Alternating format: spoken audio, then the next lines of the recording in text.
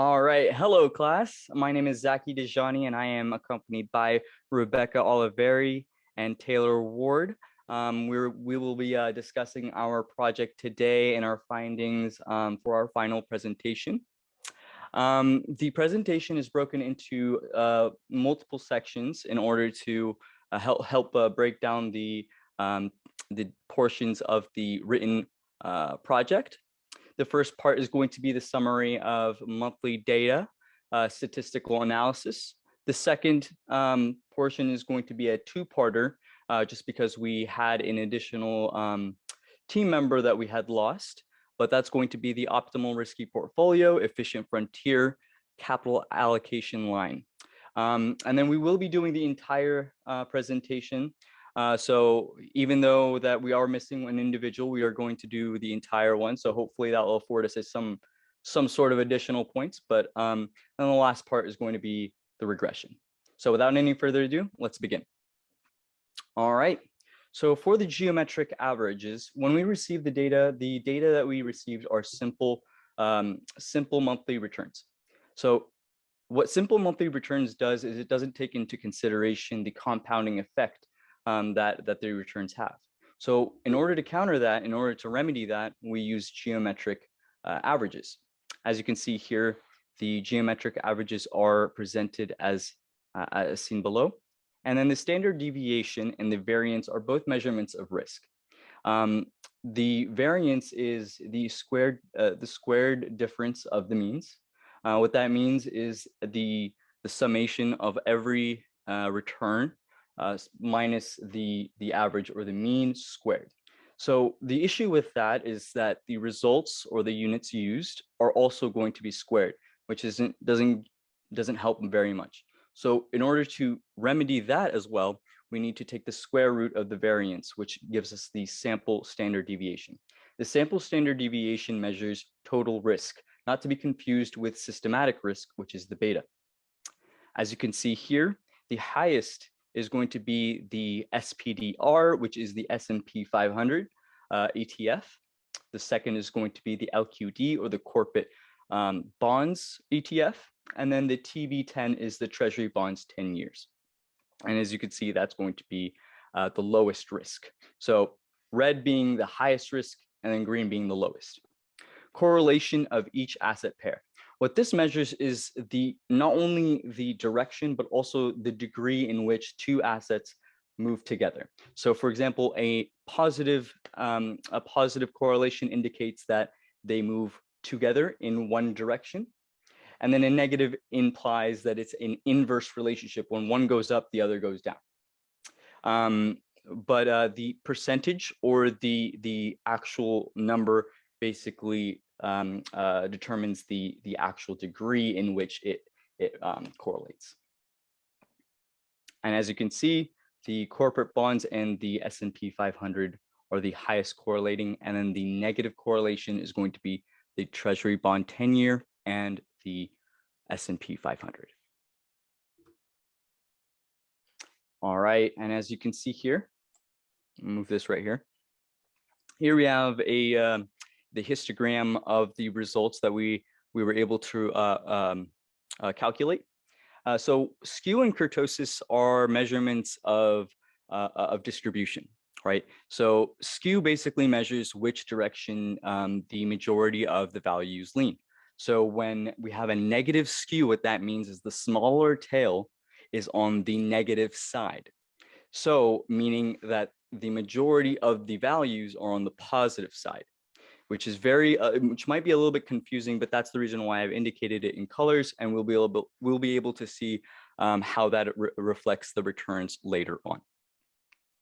Kurtosis is a little bit different, but it's also in the same field. Kurtosis is basically instead of having one direction of the skew, so it's leaning in this direction or that direction, it's the measurement in which how often do you get extreme values, if you will.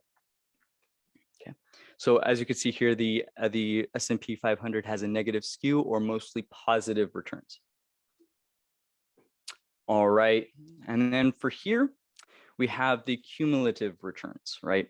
So as you can see here, based on the previous slides, we were speaking of the risk. for the S&P 500 was highest, the corporate bonds was second, and then the least risky was the 10-year bonds, the treasury bonds. So as you can see here, you can see that the volatility in the S&P 500 is much higher than, for example, the volatility in the treasury bond. But also to that same point, you can also see with the higher risk, there was also higher reward. And one thing I want to make sure that everyone understands is when I say risk and volatility, I mean swings. So if you see the dips, they are much larger on the S&P 500 than they are for the middle risk of the corporate bonds, and then the treasury bonds almost have almost no effect to any ups and downs. Okay, and then for the part 2, we're going to be talking about the optimal risky portfolio. This is the Adnan's part, but I'm going to be stepping in for him. So in this situation, in order to take into consideration the continuous compounding, we need to take the natural log of the return values that we received earlier. This basically allows us to assume a continuous and not a single or repetitive compounding, but a continuous and non-changing compounding. As you can see here, the continuously compounded returns and the standard deviations are listed right here. They're very similar to what we saw before, but a little bit modified. And then below, you can see the correlation coefficient matrix.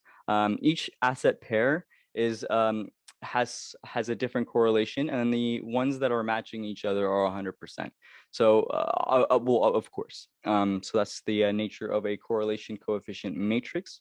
But as you can see, it reflects what we spoke of earlier. All right. And then for the optimal risky portfolio, aka also known as the tangency portfolio, what we did was we calculated the Sharpe ratio in order to find the maximum returns given the level of risk. So as you can see here, we determined that the best combination for our ORP or optimal risky portfolio is 10% on the SPDR or the S&P 500. And then 90% in corporate bonds. This provided a portfolio return of 6.406 and a portfolio risk of 5.89. So the best of both worlds with the highest Sharpe ratio of 3.377. All right, and then without any further ado, I'll have Rebecca take it from here. Thank you so much, Rebecca. So carrying on from what Zaki was stating, after taking the look at the SPDR, we then looked at the LQD with retail as a comparison site. And as investors, we're going to agree that we prefer greater returns over lesser returns and lower risk over greater risk. So when we're looking at two different portfolios that have the same risk, we're going to want to choose a portfolio that has a higher expected return than and regardless of that risk, because we just want more money. Now, when we look at these returns in a graphical sense, the set of efficient portfolios over that different risk level is what's going to constitute the efficient frontier. And when we can see on this particular graph is efficient frontier reflects our portfolio with our returns plotted on the y-axis and then our risk plotted on the x-axis. And between the two portfolios, what I found was that this particular portfolio is the better of the two, and with a weight of 20% on LQD and 80% on retail. Now on the next slide, we're going to move a little bit further from there. And this one actually was conducted on the complete portfolio. So we went in and then took our, that optimal portfolio, and then we added in our risk-free. And so here, this capital allocation line, it's simply just a graphical line that shows all the possible combinations of that risk-free and the risky assets. And this graph really shows the returns that us as the investor could possibly earn by assuming certain risk levels with each of these investments. And the capital allocation itself is simply just the allotment of funds between that risk-free asset, which in this case was the T-bill, and then our risky assets. And then also that slope of that capital allocation line is really just the measure. It's the trade-off between our risk and return. So obviously the higher the slope, we're going to have higher returns in exchange for taking on higher risk. And then that value, the value of that calculation is simply just that Sharpe ratio, which we saw on the previous slides. And one thing to note, obviously, is as an investor, if you want to adjust your risk level in any portfolio, you're simply just going to want to adjust the amount invested in that risk-free asset to change the different levels. Now on to Taylor. So this graph is a representation of the relationship between the monthly returns of the retail industry and the overall risk-free market. The trend line has a positive slope of 0.929, which indicates a highly positive correlation between the two investments.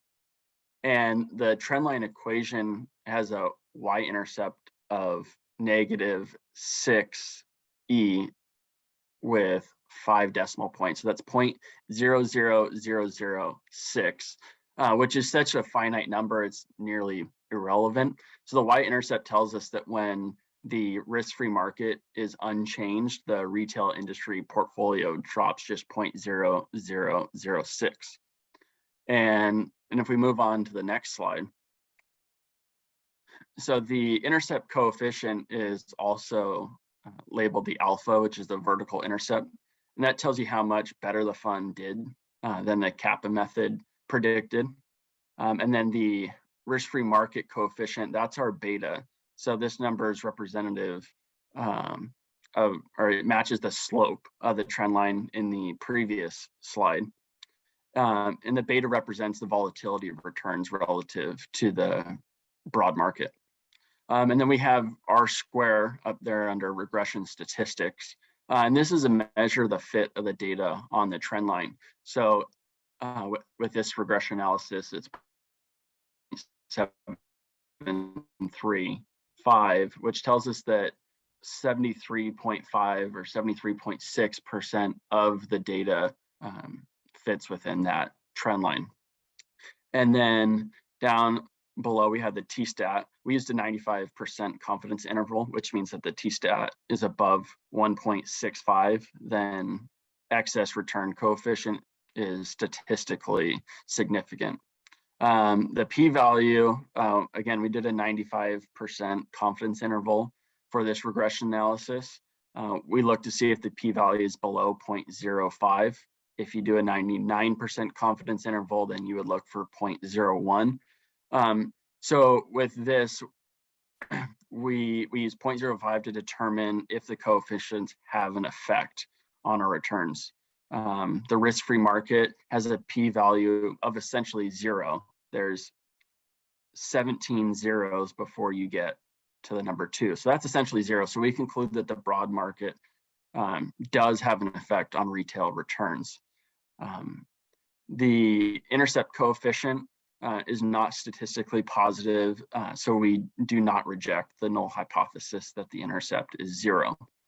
And then on the next slide, we use the FIN413 model, which adds in 2 additional factors into our regression analysis. The FIN413 model assumes that we need additional factors in order to explain our regression data.